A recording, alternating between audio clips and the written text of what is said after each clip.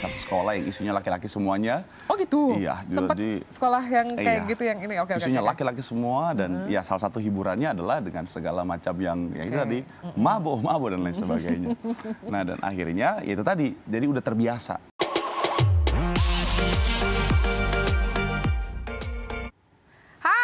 Citizen, how are you and welcome back on iTalk, only on www.instantlife.com. When someone's story is a history, and always with me Maria Christy.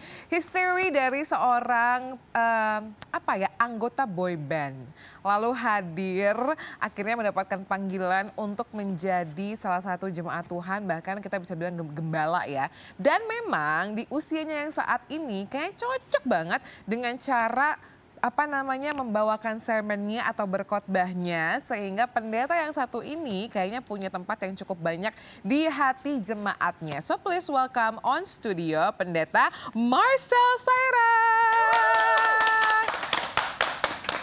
Pendeta Marcel, welcome. Halo, Maria. Ya.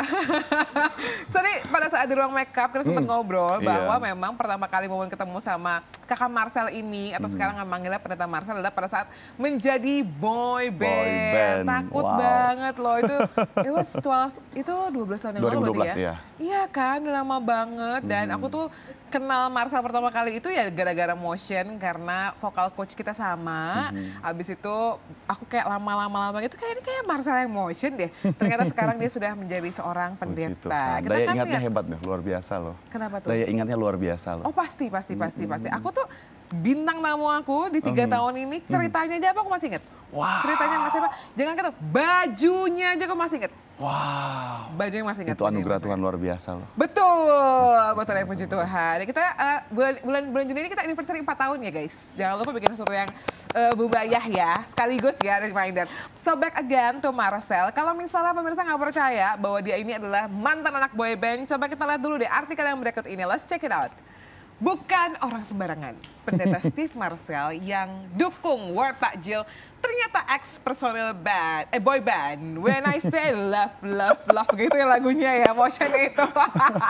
Tapi gimana sih perjalanan seorang Marcel yang I know bahwa kamu datang dari Manado, maksudnya keturunan Manado, terus akhirnya di tahun-tahun itu pada saat happening boy band, akhirnya kamu bergabung sama Motion. Berapa lama with Motion dan sampai akhirnya dots-nya oke deh. Gue pengen menjadi seorang hamba Tuhan deh gitu. Hamba Tuhan maksudnya pendeta ya. Ini perjalanan yang cukup panjang ya. Jadi betul sekali. Kalau mau minum dulu boleh, Sal? Oke, siap. Well, anyway, yes. Kita branding sama ini Pendeta Marcel aja biar tetap. Boleh. Oke, ya. Biar tetap sama ya. Baik. Oke. Nah, ini sebuah perjalanan yang panjang. Jadi nyampe ke Jakarta tahun 2007. Dan akhirnya dengan modal nekat tentunya akhirnya berusaha untuk sukses di Jakarta. Nah, akhirnya pada saat itu mulailah di karir yang dari perspektif saya waktu itu artis. Karena pikirnya jadi apa sih? Ya udahlah jadi artis yang memang sesuai, karena waktu di Manado sempat ikut-ikut kayak model dan lain sebagainya. Dan akhirnya kenal lah beberapa orang di sana dan bilang, udah tenang aja, kalau kamu ke Jakarta tenang aja, kita bisa bantu dan lain sebagainya. Akhirnya nyampe lah ke Jakarta mencari mereka dan puji Tuhan. Betul. Jangan berharap pada manusia. Oh iya, kan? betul. Akhirnya kecewa. Itu mengalami juga ya Pak Pendeta Marcel ya? Iya. Ngalami proses di mana akhirnya ya itu tadi, orang yang tadinya bilang tenang kita akan bisa bantu dan lain sebagainya, ternyata mengecewakan. Itulah Alkitab juga bilang jangan berharap pada manusia kan. Akhirnya berjuang dengan susah payah, proses kehidupan di sana. Akhirnya pada tahun 2011, 4 tahun kemudian. Ada satu audisi di mana itu kalau misalnya lulus itu tuh ke Korea. Jadi kalau misalnya, jadi memang agensi Korea, mereka kerjasama dengan sebuah stasiun TV. Kalau misalnya lulus itu nanti akan ke Korea. Nah, tahun-tahun itulah ya. Iya, tahun-tahun itu. Dan puji Tuhan, respon mereka sangat baik. Mereka bilang, ya kita akan bantu dan lain sebagainya. Ini orang Koreanya langsung. Oh, oke, sure. Dan ya kita akan bantu dan lain sebagainya. Dan akhirnya masuk sampai 20 besar. Dan puji Tuhan, gagal lagi. Akhirnya disitulah kenal, ada yang hubungin. Jadi ada temennya mau bikin boy band, dia bilang yuk gabung yuk bikin boy band, kita audisi. Oh, by connection lagi ya, dari Manado ke Jakarta. by connection, habis itu juga begitu di Jakarta juga walaupun gagal di impian pertamanya, connection lagi tapi menghantarkanlah kepada Motion ini. Yes. And then? Pas di audisi Motion, akhirnya bisa lolos. Tunggu deh, Pendeta Marcel waktu itu Motion itu berapa orang ya? 6, 7? Awalnya 7. Oh awalnya 7, lalu pas akhirnya berapa lama keluar penghuni terakhirnya di Motion itu tinggal berapa tuh? Yang bertahan sampai akhir lah intinya. Sisa 6. Oh bagus dong, maksudnya cuma ini 1 kurang 1 terus. Iya, karena kan proses trainingnya itu benar-benar dibuat seperti di Korea. Jadi ada latihan fisiknya, ada semi karantinanya. Jadi benar-benar dibuat dan kita datang ketemu kan waktu itu pas lagi latihan di markasnya. Jadi benar-benar dibuat seperti di Korea. Makanya akhirnya satu tumbang, dia menyerah, dia bilang nggak sanggup dengan training yang begitu berat ini. Dan akhirnya sisa kita lah ber-6 dan launching dengan 6 orang. Oke, dan tadi juga Pendeta Marcel sempat ngomong bahwa itu berakhir di 2013 ya? 2013-an. Berarti perjalanannya kurang lebih dari ini hampir 2 tahun lah. So apa yang sebetulnya dialami oleh seorang Marcel waktu itu ya belum jadi pendeta? Seorang putra Manado yang datang di Jakarta, terus juga memang punya impian jadi selebriti, Tuhan atur sedemikian rupa menjadi selebriti juga, punya karya. Dan tapi kok kayak cepet banget ya, kayak begitu aku mau nyampe on top, cuma setahun habis itu bubar. Dari boybandnya ya? Iya dong. Itu karena memang kalau kita mau ikut urutan, memang kita tuh keluarnya sudah di fase sudah mau berakhir masa-masa boyband. Jadi makanya akhirnya itu tadi pas udah mulai turun ya kita pun akhirnya udah kita nggak lanjut lagi, kita dengan karir masing-masing. Yes, so what happened after kehidupan seorang Pendeta Marcel waktu itu sampai akhirnya dotsnya dari 2013 sampai masuk ke teologi dan segala macam, apa yang terjadi di situ sebetulnya? Oke, sebenarnya proses itu mulai terjadi justru sebelum masuk ke boyband. Jadi proses itu yang akhirnya memutuskan untuk memberi diri untuk melayani, itu justru, sorry. It's okay. Nah, proses itu justru pada saat dimana belum masuk boyband. Proses itu adalah ketika nyampe ke Jakarta, tahun 2007. Akhirnya dalam proses perjalanan kehidupan dalam dunia entertain yang waktu itu saya sangat kaget dengan bagaimana kehidupannya, di mana mungkin saya ada dalam jalan yang salah pada saat itu ya, lingkungan yang salah. Makanya akhirnya ngalamin proses yang tidak mudah. Ngalamin proses yang tidak mudah sampai akhirnya di level terendah dalam kehidupan. Dan akhirnya tahun 2008 akhir memutuskan untuk Tuhan, kalau Tuhan kasih kesempatan aku untuk hidup, kalau Tuhan kasih kesempatan aku untuk bisa terus ada, aku mau kasih hidup aku untuk kemuliaan nama Tuhan. Tapi nggak bilang mau jadi pendeta. Jadi, cuma mau serahkan hidup doang ya? Jadi mikirnya tetap dalam dunia entertain, tapi kasih kesaksian, jadi inspirasi. Sama seperti kehidupan Maria yang luar biasa kan. Jadi kesaksian, nah mikirnya begitu. Tapi dalam proses perjalanannya itu tadi, mulai tahun 2008 akhir dibaptis, diajak untuk pelayanan akhirnya. Dulu itu jadi community service. Community service itu yang melayani anak jalanan dan lain sebagainya. Itu divisi yang ada di gereja yang melayani anak jalanan, orang terpinggirkan dan lain sebagainya. Nah akhirnya terus menerus, akhirnya bantu pelayanan di cabang, akhirnya jadi singer dengan modal boyband itu ya, jangan lupa ya. Iya, dengan modal. Jadi memang dari situ udah modal lip sync juga, karena memang nggak tahu lagunya. Oke, lip sync ini di mana Pendeta Marcel pada saat lip sync itu sebenarnya berawal itu di gereja. Oh karena? Di gereja, karena nggak tahu lagu rohaninya. Jadi diminta jadi singer dadakan, nggak tahu lagunya, jadi kita modal bergaya aja. Oh waktu itu ya, awal-awal. Itu ternyata memang Tuhan izinkan itu, karena nanti mau jadi boyband. Tingkat kemampuan lip syncnya akan semakin dibutuhkan lagi. Oke. Ini gue akhirnya menarik banget untuk menarik dotsnya agak lebih jauh lagi dulu ya. Tapi di 2008 itu ketika seorang Marcel yang merantau akhirnya menyerahkan kehidupan, what happened? Apakah kan tadi Pendeta Marcel bilang bahwa ini gue kaget banget nih. Begitu datang ke Jakarta, welcome to the real world gitu kan. What happened to you?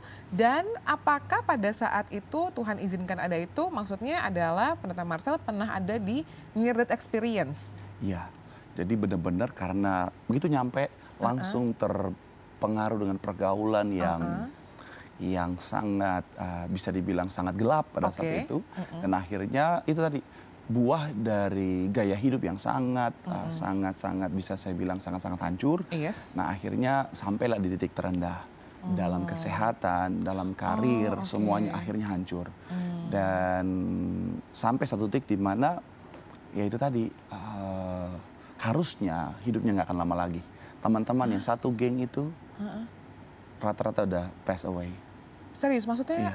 atau di circle-nya itu semuanya pada overdosis dan segala macam? Pada pass away dan Wow, iya, oke. iya, iya.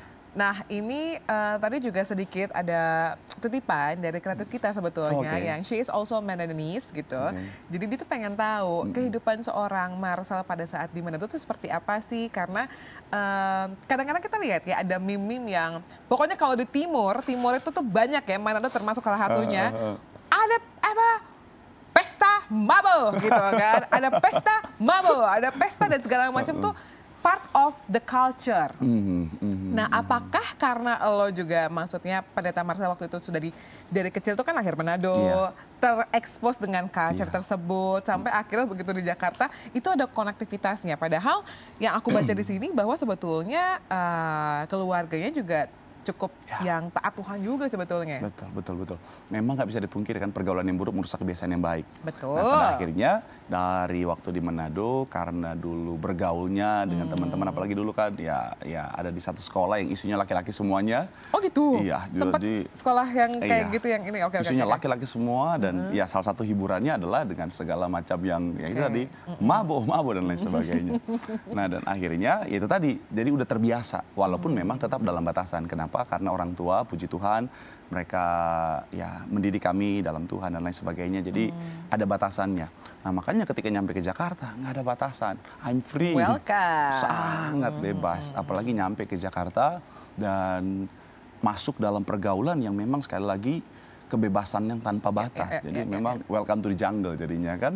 Pendeta Marcel itu kalau boleh tahu anak keberapa dari berapa saudara? Sebenarnya anak kedua. Oke, Tetapi ketika waktu masih kecil, cici atau kakak itu ya berpulang karena sebuah kecelakaan.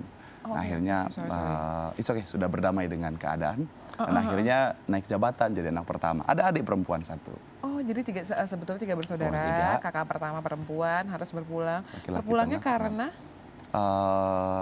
Ini keadaan yang sebenarnya sangat disayangkan. Jadi dulu waktu masih kecil kan ada yang ngejagain, ada 2 orang yang ngejagain kakak. Oh, Neni maksudnya? Iya, ada ART yang ngejagain, masing-masing satu. Nah, yang satu ini dia lagi nganter ke sekolah, ngejemput sekolah, terus pas mau pulang, kakak tuh ditinggalkan di pinggir jalan, katanya dia mau nyebrang sebelah, mau beli es atau apa gitu. Nah, namanya anak kecil, ditinggalkan begitu, dia ngikut. Nah, dia ngikut dan ditabraklah truk besar dan nggak tertolong lagi. Oke. Wow. Ya.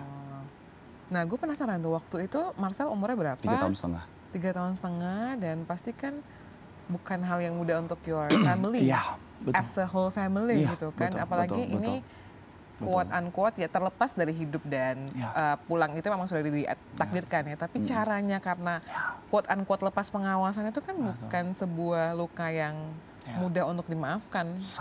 Itu luka yang sangat menyakitkan buat mami. Iya, your mom pasti. Sangat menyakitkan sekali. Terus sedikit dari situ gimana cara keluarganya Pendeta Marcel bertahan waktu itu? Satu kalimat yang saya ingat sampai sekarang mami saya selalu ngomong gini.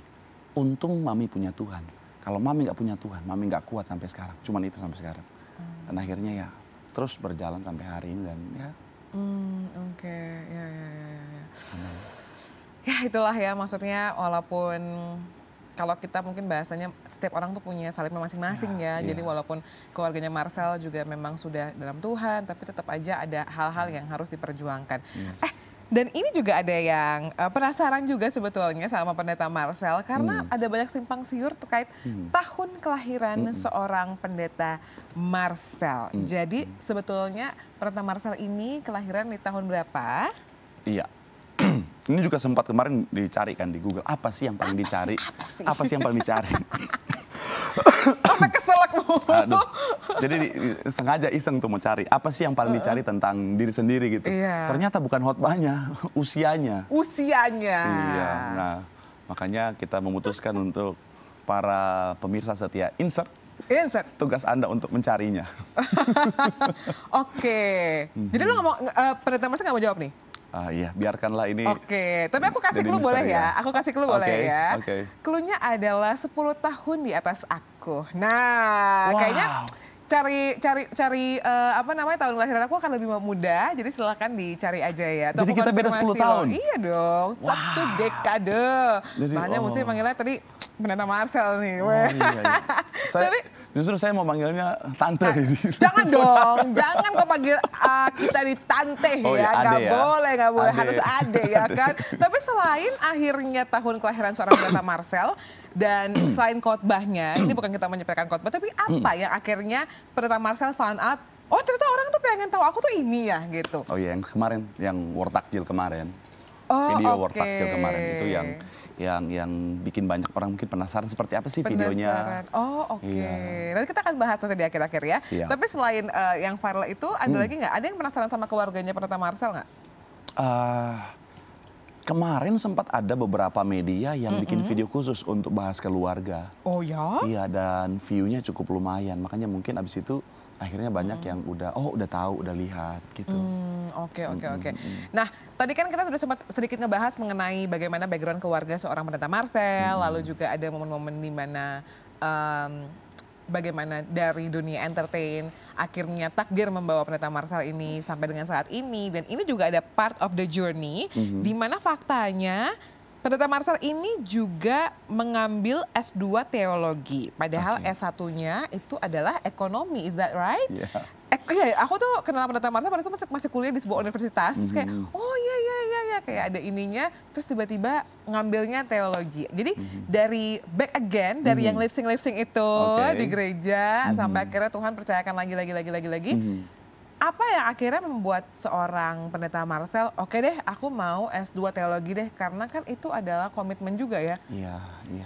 Jadi sebenarnya itu berawal jadi mulai pelayanan kan tahun 2008 akhir. Jadi setelah dibaptis, 2008 akhir melayani, 2010 akhir, lebih tepatnya di 2011 awal akhirnya memutuskan untuk pengen belajar lebih lagi. Nggak kepikiran untuk jadi pendeta. Karena kan lulusan teologi kan bukan berarti harus jadi pendeta. Tapi pada saat itu pengen belajar lebih dalam lagi tentang teologi ya. Makanya waktu itu berawal 2011 awal itu ambil sekolah teologi di salah satu sekolah di daerah Jakarta Pusat.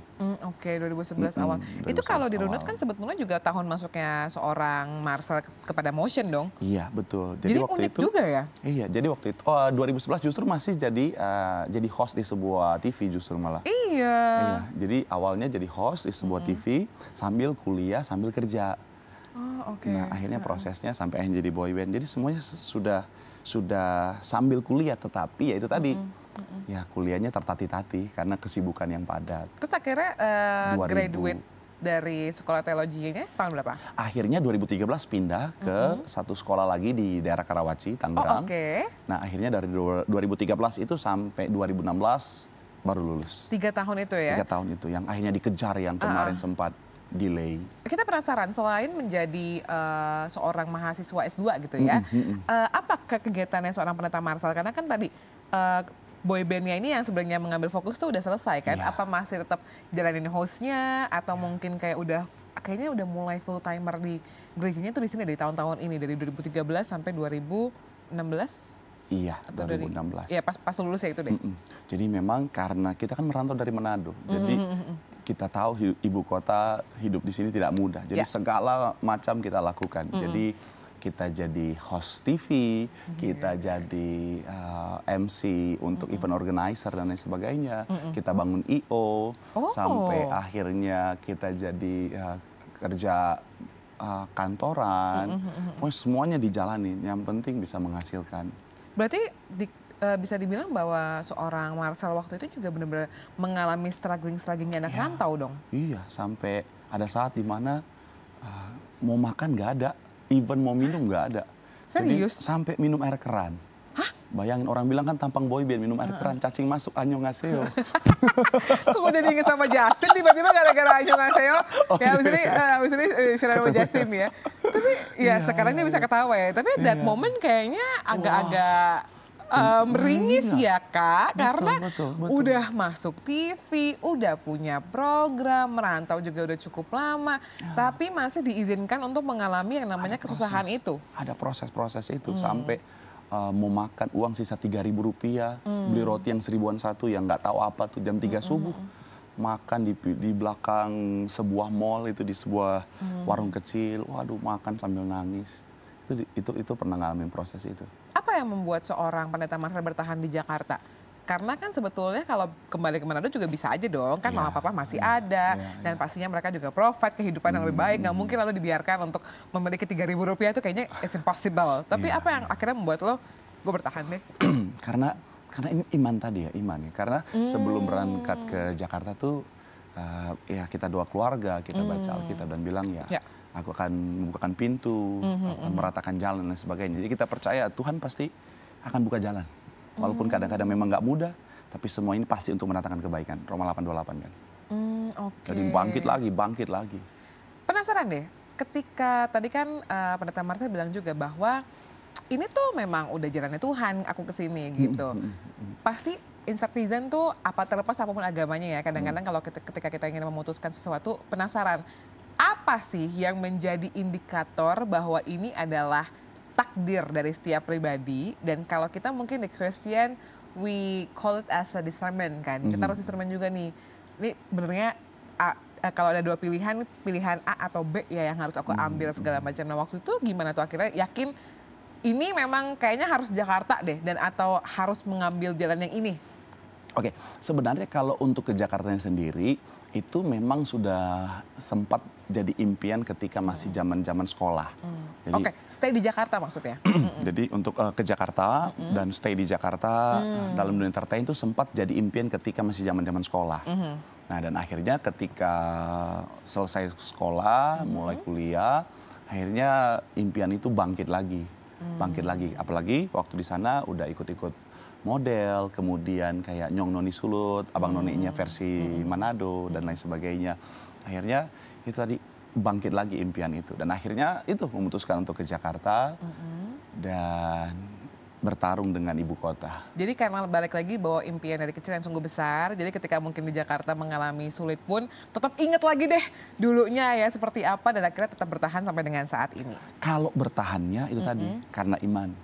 Karena aku percaya aku akan bisa sukses. Aku percaya janji Tuhan pasti digenapi. Oke. Hanya bangkit lagi.